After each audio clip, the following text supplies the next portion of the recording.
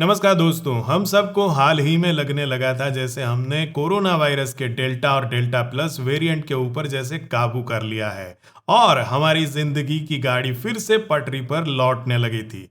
तभी न्यूज़पेपर्स और टेलीविजन के अंदर अभी हाहाकार मचाया हुआ है ओमिक्रॉन वायरल स्ट्रेन ने।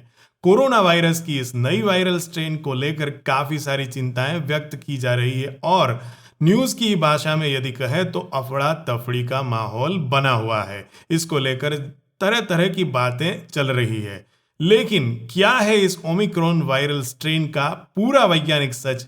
आइए जानते हैं आज के इस एपिसोड में मेरे साथ डॉक्टर की बात में। डॉक्टर की बात।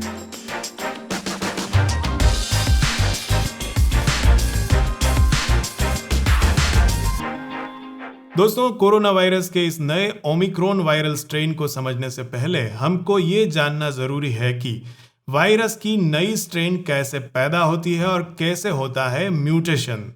आइए समझते हैं। कोविड रोग फैलता है SARS-CoV-2 नाम के आरएनए प्रकार के वायरस से। यह वायरस एक मनुष्य से दूसरे मनुष्य में फैलता है। इस मनुष्य कोश में दाखिल होते ही वह अपनी वृद्धि का कार्य शुरू करता है। यहाँ पर उसका मूल उद्देश्य होता है अपने जैसे अनेकों वायरस को जन्म देना। इस कार्य के लिए उसके अंदर होते हैं जनिनिक संकेत। इस जनिनिक संकेत के आधार पर वो अपने जैसी कई सारी कॉपीज बनाता है, लेकिन कई मामलों के अंदर यह जनिनिक संकेत को पहचानने में वायरस से गलती हो जाती है, जिससे बनता है एक बिल्कुल नया प्रकार का वायरस। यह वायरस मूल वायरस के रूप से थोड़ा अलग होता है। इसका बाह्य प्रोटीन, रिसेप्टर, स्पाइक प्रोटीन आदि बदल जाते हैं। ऐसे बदले हुए वायरस को हम वेरिएंट कहते हैं, जबकि इस पूरी प्रक्रिया को वैज्ञानिक रूप से कहा जाता है म्यूटेशन। इस तरह से एक के बाद एक वेरिएंट पैदा हो सकते हैं। मूल रूप से वुहान वायरस के स्वरूप में कई बदलाव हो चुके हैं। इस तरह से दुनिया भर में आज की तारीख में कितने ही वेरिएंट पैदा हो चुके हैं, लेकिन इनमें से कुछ प्रभावी होते हैं जबकि कुछ कमजोर। जो कमजोर वेरिएंट होते हैं वो धीरे धीरे अपना अस्तित्व खो बैठते हैं, जबकि प्रभावी वेरिएंट्स के अंदर रोग फैलाने की ज्यादा क्षमता होती है और वो टिक जाते हैं। इन प्रभावी वेरिएंट्स में से जिन वेरिएंट्स के कारण रोग ज्यादा फैलता है या घातक रूप से फैलता है, उनको WHO वेरिएंट्स ऑफ कंसर्न के रूप में जानता है। इस तरह के कई सारे वेरिएंट्स ऑफ कंसर्न पहचाने जा चुके हैं। और आइए दोस्तों, अब बात करते हैं इस ओमिक्रॉन यानी कि वैज्ञानिक भाषा में जिसे हम B1.1.529 के नाम से जानते हैं, उस स्ट्रेन के बारे में। तो साउथ अफ्रीकन मेडिकल एसोसिएशन की मुखिया डॉक्टर एंजेलिक कोत्जिया, जो कि प्रिटोरिया के आसपास प्रैक्टिस करती है, उन्होंने इस नवंबर के दूसरे सप्ताह के आसपास ये पाया कि अचानक कोरोना के मरीजों के लक्षणों के अंदर थोड़ा सा बदलाव एवं कोरोना के केसेस में वृद्धि या बढ़ोतरी पाई गई है। उन्होंने जब इनका कोरोना टेस्टिंग किया तो इनमें से कई लोग कोरोना पॉजिटिव पाए गए। इन कोरोना पॉजिटिव केसेस का फर्दर जेनेटिक एनालिसिस करने पर पता चला कि ये एक नया ही कोरोना वायरस स्ट्रेन देखने को मिल रहा है, जिसे कि आगे चलकर ओमिक्रॉन नाम दिया गया। इन सारे लोगों के अंदर लक्षणों के अंदर भी डॉक्टर एंजेलिका कोत्जिया ने बड़े ही बदलाव महसूस किए, जैसे कि 40 साल के कम उम्र के लोग ज्यादा इससे अफेक्टेड पाए गए।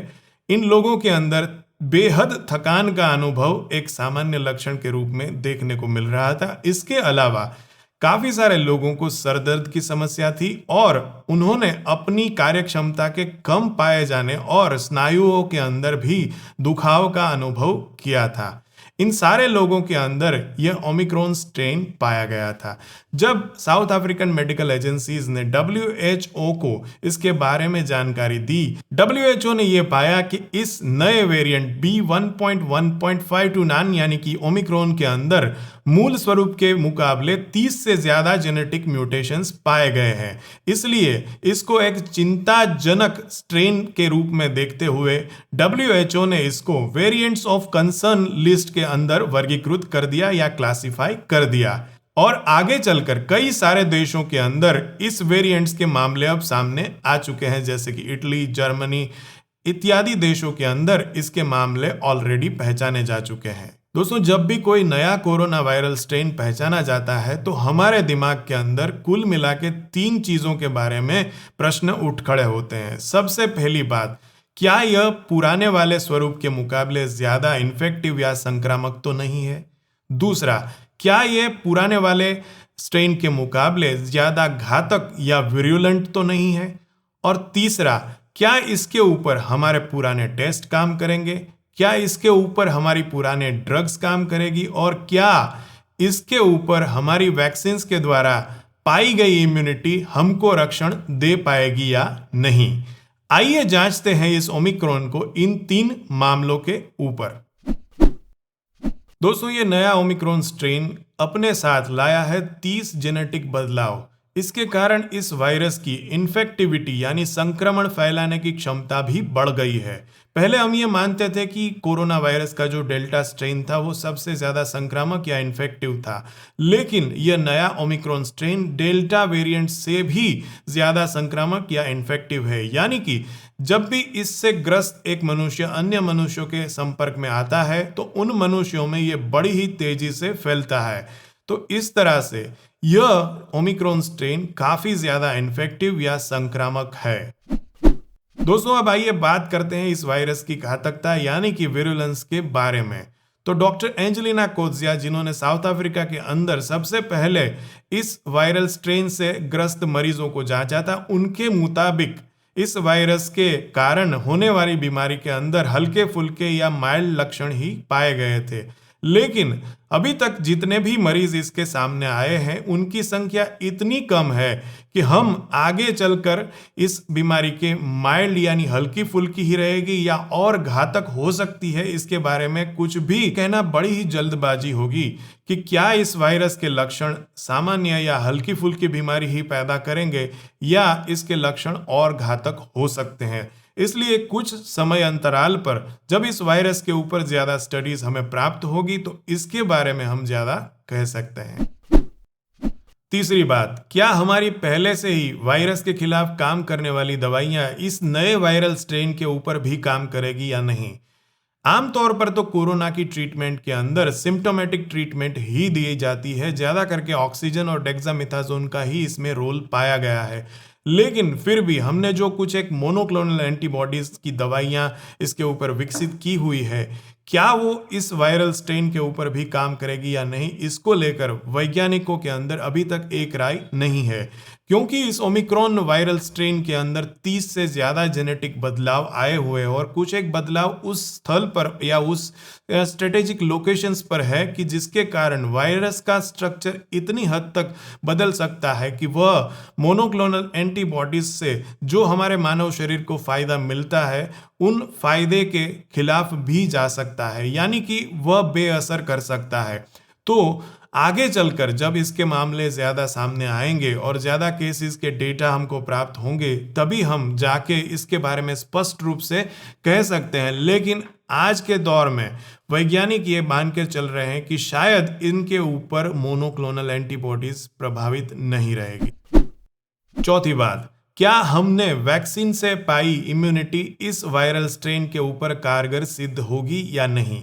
तो अब तक वैज्ञानिकों का यह मानना है कि हमारी जो वैक्सीन मीडिएटेड इम्यूनिटी है इसके खिलाफ भी हमारा रक्षण करती रहेगी, क्योंकि अब तक जितने भी मामलों की जांच इन्होंने करी है इनके अंदर ये पाया गया है कि ज्यादातर मामले ऐसे थे जिन्होंने या तो इनकम्प्लीट वैक्सीनेशन यानी केवल एक ही डोज लिया हो या दोनों में से एक भी डोज नहीं लिया हो, ऐसे मामले या ऐसे मरीज की संख्या ज्यादा थी। और जैसे कि हम सब जानते हैं कि जब भी हम वैक्सीन लेते हैं तो हमारे शरीर के अंदर 2 तरह से रिस्पॉन्स पैदा होता है। सबसे पहला होता है एंटीबॉडीज का रिस्पॉन्स, जिन्हें हम ह्यूमरल इम्यूनिटी रिस्पॉन्स भी कहते हैं, और दूसरा होता है हमारा सेल मीडिएटेड इम्यूनिटी रिस्पॉन्स, यानी कि मानव कोशिकाओं के अंदर जो इम्यूनिटी रिस्पॉन्स पैदा होता है वो। तो जब भी हम ऐसे नए वायरल स्ट्रेन का सामना करते हैं तो कई बार हमको ये लगता है कि शायद यह वायरल स्ट्रेन हमारी इस जो एंटीबॉडी मीडिएटेड इम्यूनिटी है उसको चकमा देने में कामयाब हो जाएगी। लेकिन फिर भी हमारी सेल मीडिएटेड इम्यूनिटी यानी मानव कोशिकाओं के अंदर जो इम्यूनिटी पैदा होती है उसके कारण काफी हद तक हमारा बचाव होना संभव है, ऐसा आज की तारीख में वैज्ञानिक मान रहे हैं। तो मेरी आप सबसे गुजारिश है कि आप सभी अपने वैक्सीन के तयशुदा डोजेस ठीक से ले लें, और जितने लोगों ने अभी तक सिर्फ एक ही डोज लिया है वो सारे लोग अपने आसपास के वैक्सीनेशन सेंटर पर जाकर आज ही अपना दूसरा डोज तयशुदा तारीख के ऊपर ले लें और अपना वैक्सीनेशन शेड्यूल कंप्लीट करें, ताकि इस स्ट्रेन के खिलाफ और आने वाली अन्य स्ट्रेन्स के खिलाफ भी आप बचे रहें। और पांचवी बात, क्या हमारे पहले से ही विकसित किए गए टेस्ट के द्वारा इस वायरस को जांचा जा सकता है या नहीं? तो विश्व आरोग्य संस्था यानी WHO के मुताबिक हमारे पहले ही जांचे परखे टेस्ट जैसे कि रैपिड एंटीजन टेस्ट और RT-PCR टेस्ट इस वायरस की जांच में भी उतने ही कारगर सिद्ध होंगे। हालांकि वैज्ञानिकों को जब इसका जेनेटिक एनालिसिस करना होगा तो इसके ऊपर कुछ एक अलग टेस्ट करने अवश्य पड़ेंगे। दोस्तों, एक आम आदमी की तरह यदि हम सोचें तो हम सब के मन के अंदर एक ही प्रश्न मंडरा रहा होगा कि क्या इस वायरल स्ट्रेन से मुझे डरना चाहिए या नहीं। तो दोस्तों, ओमिक्रॉन वायरल स्ट्रेन काफ़ी नया वायरस स्ट्रेन है और इससे जुड़े हुए मामले भी अभी बहुत कम संख्या में है, इसलिए इसके घातकता कितनी होगी यह बात हम नहीं जानते। इसके ऊपर ज़्यादा केसेस का जब एनालिसिस होगा और ज़्यादा इन्फॉर्मेशन हमें प्राप्त होगी तभी आगे चलकर हम बता सकते हैं कि यह वायरस कितना घातक सिद्ध हो सकता है और इससे हमें कितना डरना चाहिए। लेकिन एक चीज़ तो बड़ी ही स्पष्ट है कि इस वायरस की हल्की फुल्की बीमारी हो या आगे चल के कोई और भी घातक बीमारी पैदा करने वाला वायरस हो, 4 चीज़ें इसके ऊपर अवश्य ही काम करेगी। पहला सोशल डिस्टेंसिंग, दूसरा हैंड वॉशिंग, तीसरा मास्क का इस्तेमाल और चौथा वैक्सीनेशन। मेरी आप सबसे हाथ जोड़ के गुजारिश है कि कृपया इन चारों चीजों का प्रयोग करते रहें और अपने परिवार को इस वायरस स्ट्रेन के खिलाफ रक्षण बख्शें। जय हिंद, जय भारत।